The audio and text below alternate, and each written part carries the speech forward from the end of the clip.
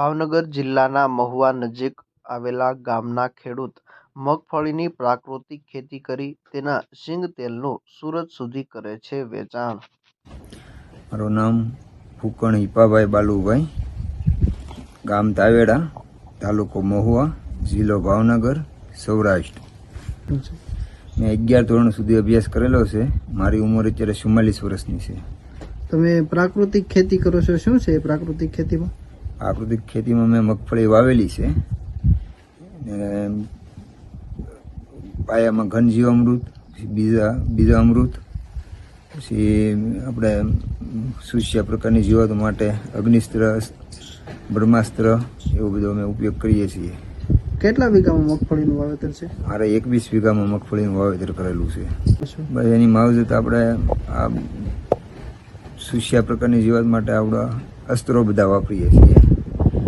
પછી ઘન જીવામૃત આપ્યું છે, બીજા અમૃતનો પટ માર્યો છે। અત્યારે ઈળુનો એટેક આવવાની શક્યતા છે તો અમે ફેરોમેન ટેપ પણ લગાડીએ છીએ। મગફળીનું અમે તેલ કઢાવી ડબ્બા ભરીને પ્રોસેસિંગ કરીને અમે ડબ્બા મહુવા શહેરમાં વેચીએ છીએ। 4200 રૂપિયાનો ડબ્બો મહુવા હોમ ડિલિવરી કરી આપીએ છીએ। મહુવા અથવા સુરત પણ અમે મોકલી આવીએ છીએ। સુરત છે, અમદાવાદ છે, ભાવનગર છે।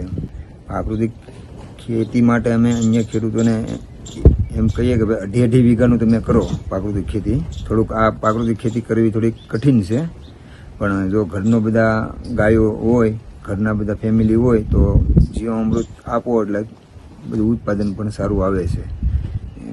ઘર માટે પહેલાં પ્રથમ 2.5 વીઘાથી શરૂઆત કરો એમ। મને 2014માં પતંજલિ કિસાન સેવા કેન્દ્ર મેં મહુવા દુકાન ચાલુ કરી હતી। ત્યારે મને સ્વામી બાબા રામદેવે આખા વિશ્વમાં કે ભાઈ આપણે બધું પ્રાકૃતિક ખેતી જૈવિક ખેતી તરફ વળવું જોઈએ, એટલે એને પ્રેરણા લઈને મેં મારા ફાર્મ ઉપરથી મેં 2014થી ચાલુ કરેલું છે। ભાવનગર, અમરેલી સહિતના જિલ્લાઓમાં આ વર્ષે મગફળીનું વાવેતર વધુ જોવા મળી રહ્યું છે। ખેડૂતોએ અન્ય પાકોને બદલે મગફળીને પ્રાધાન્ય આપ્યું છે। તેમાં ખાસ કરીને ખેડૂતો હવે પ્રાકૃતિક ખેતી તરફ વળ્યા છે। પ્રાકૃતિક ખેતી કરી ઓછા ખર્ચે સારી એવી કમાણી પણ કરી રહ્યા છે।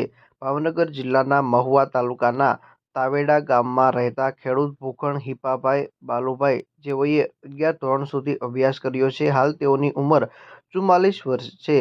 પોતે નાનપણથી જ ખેતી સાથે સંકળાયેલા હતા, પરંતુ તેણે 2014ની સાલમાં મહુવા ખાતે પતંજલિ કિસાન સેવા કેન્દ્રની શરૂઆત કરી હતી, પરંતુ ત્યારબાદ તેઓને વિચાર આવ્યો કે ખરેખર પ્રાકૃતિક ખેતી તરફ વળવું જોઈએ, પ્રાકૃતિક ખેતી કરવી જોઈએ।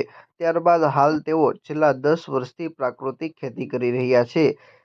હિપાભાઈએ પોતાની 42 વીઘા જમીનમાં 21 વીઘામાં પ્રાકૃતિક ખેતી આધારિત મગફળીનું વાવેતર કર્યું છે।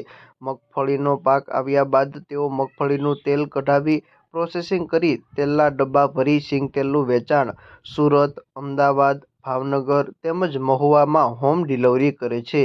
તેઓના શીંગ તેલના એક ડબ્બાનો ભાવ 4200 સુધી રહે છે।